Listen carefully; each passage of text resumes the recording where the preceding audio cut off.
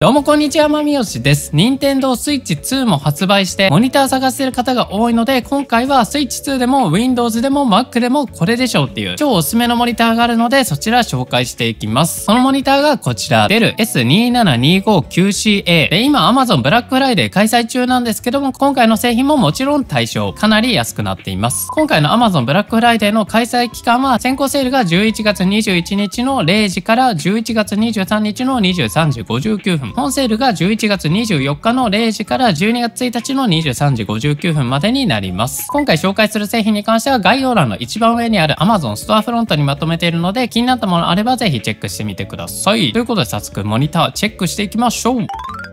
ということで今回紹介するモニターが Dell から発売されている S27259CA という27インチの 4K モニターになります。これしばらく使ってるんですけどもめちゃめちゃいいです。ということでまずはスペックの方を紹介していきます。ディスプレイサイズに関しては27インチ。一般的な一番使いやすいサイズ感になっていて、解像度に関しては 3840×2160 の 4K 解像度。パネルに関しては IPS パネルになっていて、こんな感じで斜めから見ても色が変わったり暗くなったりしにくい高品質のパネルになっています。コントラスト比に関しては1500対1、UTL とかミニ LED ではないのでコントラスト比に関しては普通で、輝度に関しては350カンデラ、最近だと500とか600のものも多いのでちょっと暗めではあるんですけど、室内で使うんであれば全然必要十分の輝度になっています。結構今照明とか焚いてるんですけども普通に明るくてかなり見やすくなってると思います。で、色域に関しては sRGB の 99%、応答速度に関しては 4ms になっています。で、一番の特徴はやっぱりリフレッシュレート。こちら 4K の解像度でありながらリフレッシュレートは 120Hz になっています。結構最近だと iPhone17 が 120Hz になって、今までの 60Hz だとかなり目が疲れやすいとかそう感じる方多いと思うんですけども、パソコンも同じで 60Hz だとこうやってスクロールするときに結構ブレが多くて目が疲れやすかったんですけども、こちら 120Hz 対応してることによってかなり滑らかにスクロールできるので、個人的に目の疲れやすさがかなり少なくなったと思ってます。このモニタースタンドの機能も結構充実していて、まず左右の角度調整、これだいたい30度ぐらい、結構ね調整幅広いです。なんで机の上でちょっと横に向けたいなっていう時も便利で、そして高さ調整、これも結構できて、一番下にするとここまで下げることができます。棚の部分からモニターのベゼルまで 2.5 センチということでかなり下までモニターを下げることができます。上にするとだいたい 15.5 センチになります。で、他にもこちら回転機能も搭載していて、こんな感じで縦向きのモニターとして使うこともできます。ただ自動回転機能はないので、パソコンの設定から270度回転にしてあげるとこんな感じで縦長のモニターとして使うこともできます。で、あとは前後の角度調整もできます。なので基本的にモニターアームとかを使わなくてもこのスタンドのままかなり便利に使うことができます。続いてモニター裏面に関しては全てホワイトにちょっとグレーを混ぜた感じのカラーになっていて、結構この色が個人的にお気に入りで、そして左下の部分に電源ボタンと操作するためのジョイスティック、端子に関しては底面に HDMI 端子、ディスプレイポート対応の USB-C 端子、こちらは 65W の給電にも対応しているので MacBook とかを USB-C1 本でつなげて充電することなんかもできます。で、右側には電源ケーブルの端子、こちらのモニターに関しては電源を内蔵しているので、ケーブルの途中に弁当箱みたいなでっかいやつがついてないっていうのもいいポイントになっています。で、あとはここのカバーを外すと USB-A 端子と HDMI 端子が出てきます。これかなり便利になっていて、ここにケーブルを挿した状態でもここの下の部分のフックに引っ掛けることによってこんな感じでケーブル挿してたとしてもごちゃごちゃしないような見た目になっています。なので端子に関してはかなり豊富になっています。で、スタンドの部分に関してはこんな感じのケーブルトレイもついています。で、あとこのモニターは左下のこちらの部分を押し込んであげるとさらに USB-C 端子と USB-A 端子が出てきます。SSD とかをここにつなげるの結構おすすめです。で、使わないときは戻してあげると。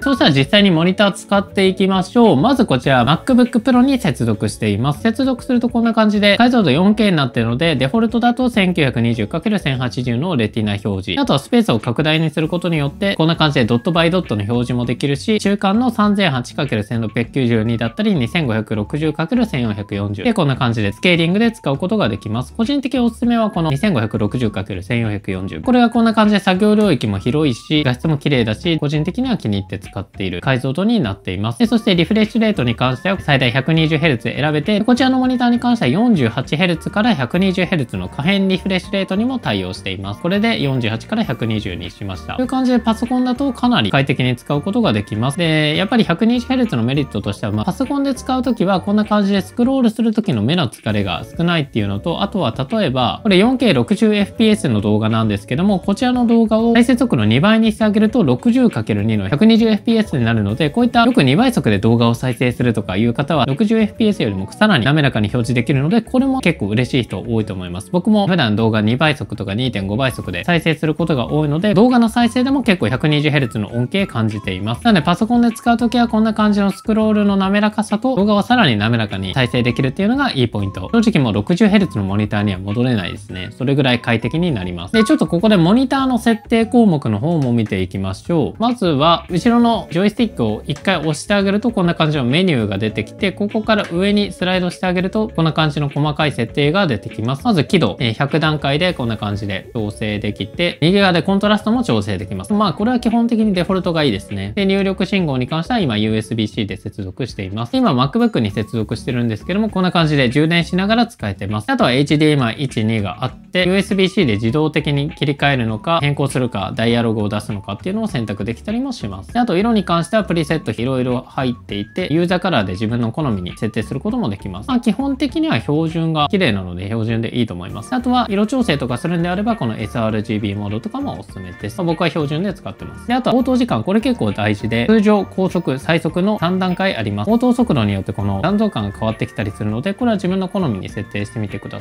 さい。で、暗さスタビライザーに関しては暗いところを明るくする機能ですね。オフ、1、2、3の3段階になっています。これは FPS やるときとかに結構使う人が多いですね。他にはオーディオプロファイル、イコライザーもあったり、あとこれショートカットキーを設定することによって、さっきのこのジョイスティックを押した時のこのショートカットからすぐに設定を変更することができます。あとこの DDC、CI、この機能がついてることによって、僕 MacBook にモニターコントロールっていうアプリ入れてるんですけども、それを使うことによってこんな感じでモニターの裏から設定をいちいちつけなくても、パソコン上でモニターの明るさを変更できるっていう機能になってます。この機能に関しては本当に必須級になってるので、これがついてるのも嬉しいポイントです。で、あとはリセットとか、あと詳細情報に関しては、今どんな形式で接続されてるのか、4K で 120Hz、USB 3.2 Gen 1、モデル名とかファームウェア、サービスタグとか、そういったものを見ることもできます。まあ、設定項目はこんな感じ。なので 4K 高解像度で画質もめっちゃ綺麗だし、120Hz でめちゃめちゃ滑らか、目の疲れが少ないので、個人的にかなり気に入ってるモニターになっています。スタンドの機能も高いしね。ちなみにスピーカー音質はこんな感じ。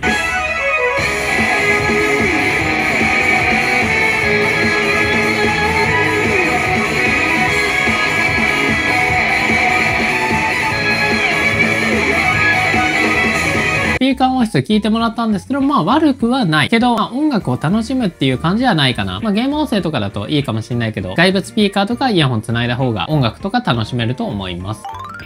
そしたら、Nintendo Switch 2、こちらにかなりぴったりなのがこの Dell のモニターなんです。ということで、Nintendo Switch 2接続しました。Nintendo Switch 2の仕様に関しては、最大の解像度は 4K。で、リフレッシュレートは 60Hz。1個下の 2560×1440 の解像度にすると、最大 120Hz。で、フル HD も 120Hz っていう感じで、2K120Hz と 4K60Hz 両方とも使いたいなっていう場合は、この 4K120Hz 以上のモニターが必要になるんですけども、このモニターは両方とも使うことができます。で、実際に接続できているのかチェックする方法に関しては、スイッチ2の設定を開いてあげて、この中のディスプレイ、ここから設定はテレビの解像度自動で 120Hz 出力はオンにしています。この状態だとどうなっているかというと、3840×2160、4K 画質の 60Hz での出力になってます。しっかりと 4K で出力できているのがわかります。で、120Hz 出したい時に関しては、こちら 1440p を選択します。そうするとモニター設定が変わりまして、こちら 60Hz と 120Hz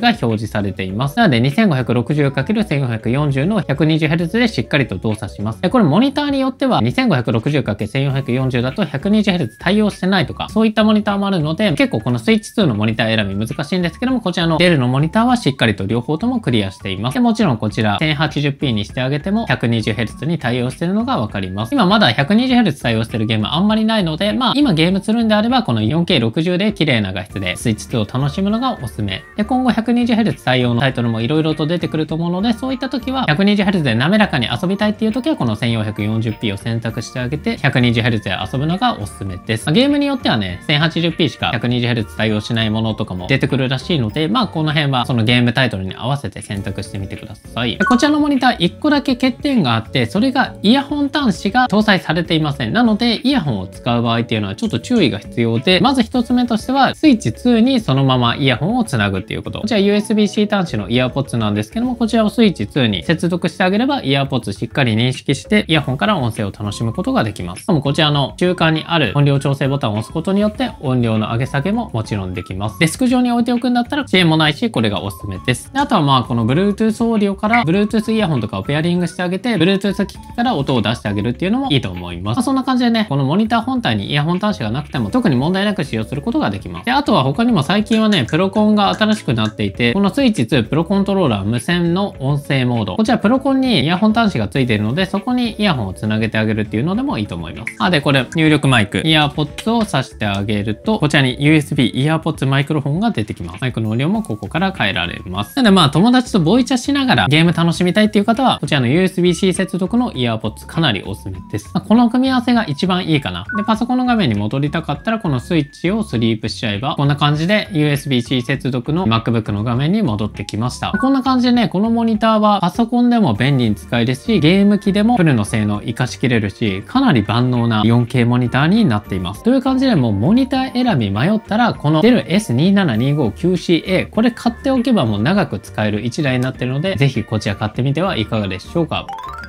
ということでいかがでしたでしょうか。ゲームも 120Hz 出して滑らかにプレイすることができるし、Windows とか Mac、パソコンにつないだ状態でも 60Hz よりも 120Hz の方がスクロールが滑らかになって目の疲れが減るので、個人的に今のモニター選びに関しては 120Hz は必須になっています。今回紹介したモニターに関しては概要欄の一番上にある Amazon ストアフロントにまとめているので、気になったものがあればぜひチェックしてみてください。他にも普段 Amazon セールのおすすめ商品だったり、厳選アイテムのリストもまとめています。これおすすめだよっていう製品あればぜひコメントで教えてください。以上、バイバイ。